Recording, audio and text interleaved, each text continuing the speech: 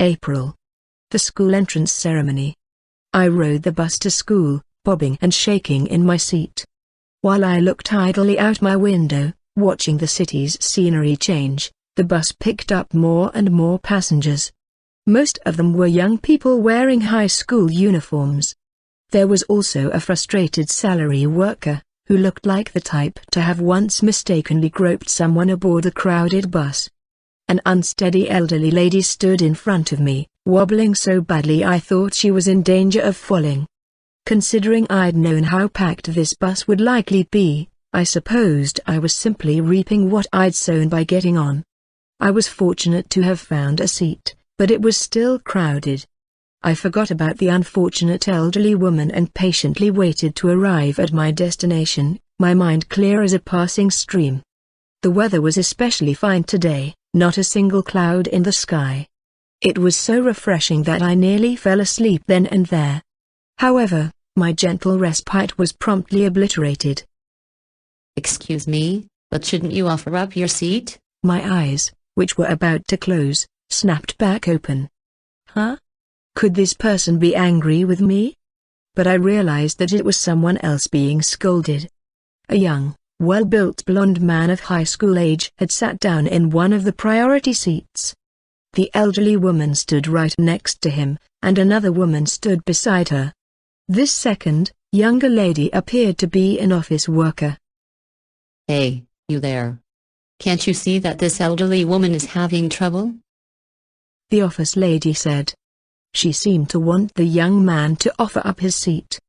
Her voice carried quite well throughout the quiet bus, attracting several people's attention.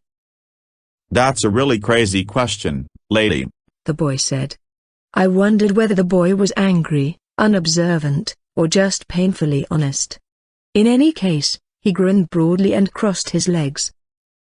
"Why should I offer up my seat? There's no reason for me to do so." "You're sitting in a priority seat. It's natural to offer up those seats to the elderly." "I don't understand. Priority seats are just that, priority seats. I have no legal obligation to move. Since I'm currently occupying this seat, I should be the one who determines whether or not I move. Am I supposed to give up my seat just because I'm young? Ha! That reasoning is nonsense." He didn't speak like a normal high school student. His hair was dyed blonde, which made him stand out.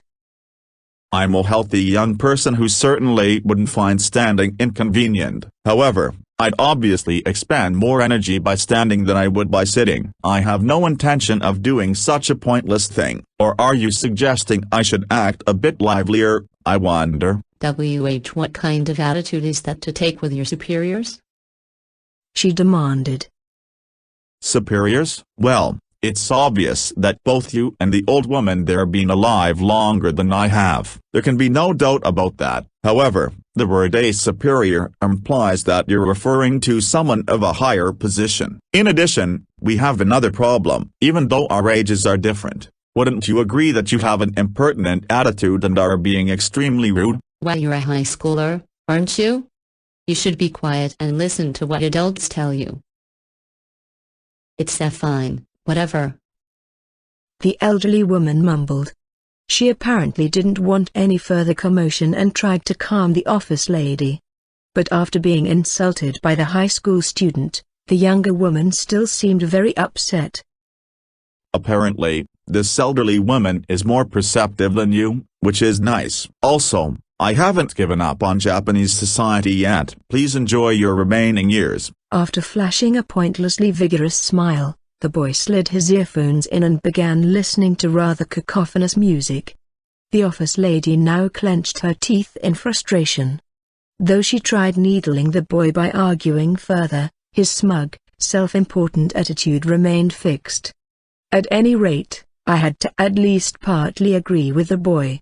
If you ignored the question of a moral imperative, it was true that he wasn't legally obligated to give up his seat. "I'm sorry." Desperately fighting back her tears, the office lady apologized to the elderly woman.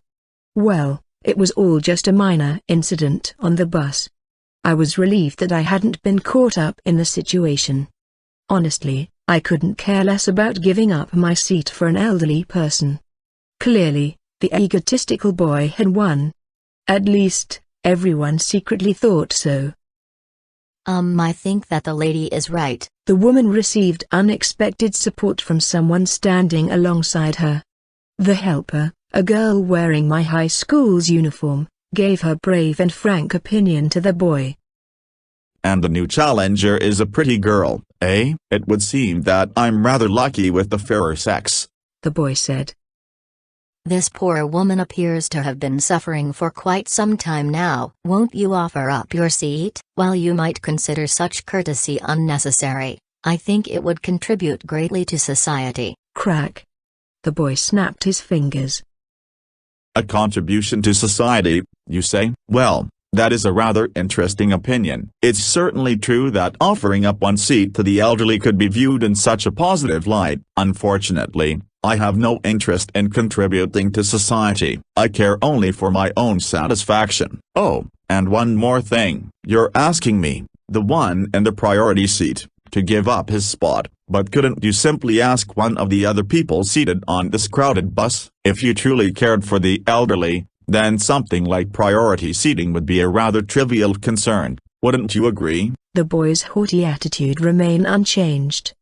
Both the office lady and the elderly woman simply wore bitter smiles in response. However, the girl didn't back down. Everyone, please listen to me for just a moment. Won't someone give up their seat for this woman? It doesn't matter who, please. How could someone pour so much courage, determination, and compassion into so few words? That was no simple feat. The girl might have seemed like a nuisance to those around her, but she appealed to the other passengers earnestly and without fear. Though not in a priority seat, I was near the elderly woman. I imagined if I raised my hand and offered my spot, then the matter would be settled. However, like everyone else, I didn't move. None of us had thought it necessary to move. The boy's attitude and remarks aside, everyone on the bus had, for the most part, agreed with him. Now, of course, the elderly have undeniable worth to Japan. But we, the youth, will continue to support Japan into the future. Also, considering that our society ages more and more every year, you could say that our youthful value only increases. So, if you were to examine both the elderly and the young and ask yourself which group is more valuable, the answer should be obvious.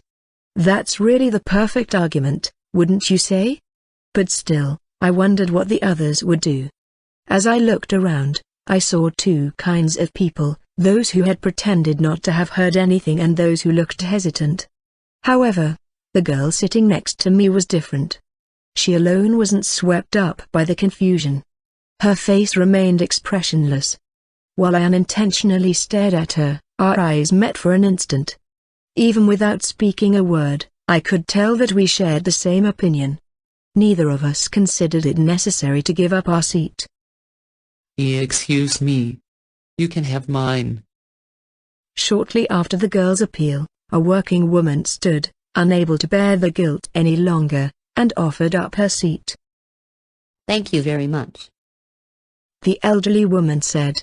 The working woman smiled, lowered her head, and guided the elderly woman to the now vacant seat. The elderly woman expressed her gratitude repeatedly, and slowly sat. Watching the scene unfold from my peripheral vision, I crossed my arms and closed my eyes. Soon, we arrived at our destination, and all the high school students began to disembark. As I got off the bus, I saw a gate formed from natural rock waiting just ahead. All the young boys and girls dressed in school uniforms were passing through this gate. The Japanese government had created the Tokyo Metropolitan Advanced Nurturing High School with the express purpose of developing future leaders. This would be my school from now on. Okay, stop for a moment. Take a deep breath. All right, here we go. Wait. The instant I tried to take my first courageous step, someone called out to me. It was the girl who'd sat next to me on the bus. You were looking at me. Why? She asked. She narrowed her eyes while we spoke. Sorry. I guess I was just interested, is all. I mean, you didn't think about giving up your seat to the old woman, did you? That's right. I didn't consider giving it up. Is there something wrong with that? Oh, no, not at all. I didn't intend to give up my seat, either. In fact, I firmly abide by the philosophy of letting sleeping dogs lie. I dislike trouble. You dislike trouble. Then I don't think you and I are anything alike. I didn't give up my seat because I thought it would be pointless. That's all. But doesn't that seem worse than just not liking trouble? Perhaps. I'm simply acting according to my own beliefs. That's different from someone who just dislikes trouble, like you. I don't want to spend any time around people like you. I feel the same way, I muttered. I had only wanted to share my opinion, but I wasn't too keen on going back and forth with her like this. We both sighed and proceeded to walk in the same direction.